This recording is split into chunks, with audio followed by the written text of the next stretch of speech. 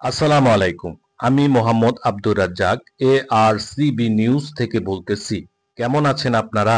14 August 2025 ধানমন্ডিতে BNP নেতাকর্মীদের আন্দোলন স্লোগানে মুখরিত।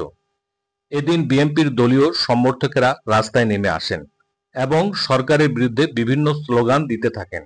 সারাদিন ধরে ধানমন্ডির বিভিন্ন স্থানে তাদের অবস্থান ও কার্যক্রম চলে, যা স্থানীয়দের মধ্যে ব্যাপক সরগরম পরিবেশ সৃষ্টি করে। বিএনপির নেতাবৃন্দ দাবি করেন, সরকারের বিভিন্ন সিদ্ধান্ত ও নীতির বিরুদ্ধে তাদের এই প্রতিবাদ। তারা জনগণের অধিকার আদায়ে দৃঢ় প্রতিজ্ঞ বলে জানান এবং একত্রিত হয়ে একতরফা ভোটের বিরুদ্ধে সোচ্চার হন।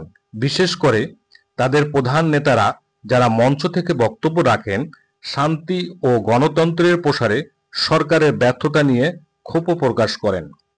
এদিনের স্লোগানে "গণতন্ত্র উদ্ধার করো" এবং "আমাদের দাবি মেনে নাও" সহ বিভিন্ন স্লোগানে শোনা যায়। আন্দোলনের অংশগ্রহণকারী নেতাকর্মীরা ব্যানার ও প্লাকার্ড নিয়ে সরকারি নীতির বিরুদ্ধে নিজেদের অবস্থান জানান। যুব সমাজের মধ্যে এই প্রতিবাদের উপস্থিতি ব্যাপক ছিল এবং তারা একযোগে আন্দোলনে যুক্ত হন। সরকারের পক্ষ থেকে ধানমন্ডিতে এই প্রতিবাদ সমাবেশটি নিয়ে আলোচনার বিষয়বস্তু ছিল। বিভিন্ন মিডিয়া একে গুরুত্ব সহকারে উদ্ঘাটন করে। এ ধরনের আন্দোলন দেশের রাজনৈতিক পরিস্থিতির উপর প্রভাব ফেলতে পারে এবং আগামী নির্বাচনের আগে রাজনৈতিক জলবায়ু আরও উত্তপ্ত করার সম্ভাবনা রয়েছে। ধন্যবাদ। ভিডিওটি ভালো লাগলে সাবস্ক্রাইব করতে ভুলবেন না যেন।